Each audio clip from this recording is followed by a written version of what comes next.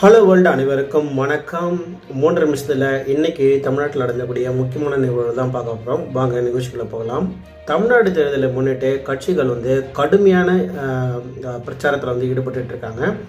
குறிப்பாக சொல்லணும்னா 3000 வாக்குகள் வித்தியாசத்தில் எந்தெந்த தொகுதிகள் ஆல்மோஸ்ட் 25 தொகுதியில் நோட் பண்ணியிருக்காங்க. இந்த 3000 வாக்கு வித்தியாசத்தில் ஜெயிச்ச 25 தொகுதியில் அதிகமாக கவனம் செலுத்துகிறாங்க கட்சிகள். கோயம்புத்தூர் தேர்தலில் விதிமுறைகளை மீறியதாக 11 அரசு பேருந்து ஊழியர்கள் இடைநீக்கம் செய்யப்பட்டிருக்காங்க.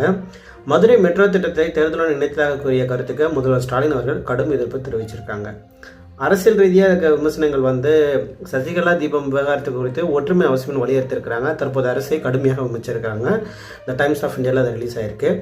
பொதுமக்கள் கவனத்துக்கு இதை பற்றி பார்த்தீங்கன்னா Chennai beach to Tambaram EMU train இருக்கு இல்லைங்களா, அந்த ட்ரெயின் 8லேருந்து 16ஆம் தேதி வரை சில ரத்து மாற்றங்கள் பயணிகள் முன்னெச்சரிக்கை அவசரம் சொல்லியிருக்காங்க. ஸோ 8ஆம் தேதியிலேருந்து 16ஆம் தேதி வரையும் பார்த்திங்கன்னா அந்த ட்ரெயின்லாம் சில சேவைகள் மாற்றம் பண்ணியிருக்காங்க. அதுவும் இந்த டைம்ஸ் ஆஃப் இந்தியாவில் தான் ரிலீஸ் ஆகிருக்கு. அதை மறக்காமல் சென்னை டு இந்த தாம்பரம் பீச் ட்ரெயின் யூஸ் பண்ணுறாங்க, மறக்காமல் யூஸ் பண்ணிக்கோங்க.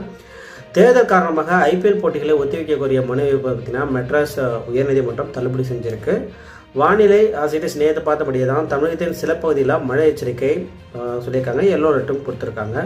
கல்வியும் நேற்று சொன்ன அதே அப்டேட் தான் திரும்பவும் ரிப்பீட் பண்ணியிருக்காங்க. 10ஆம் வகுப்பு எஸ்எஸ்எல்சி தேர்வு மதிப்பீடுகள் தொடக்கமாயிருக்கு. மே 20க்கு அருகில் முடிவுகள் வெளியாகும் என எதிர்பார்க்கப்படுகிறது. இது தி எக்கனாமிக்ஸ் டைம்ஸ்லையும் ரிலீஸ் பண்ணியிருக்கிறாங்க.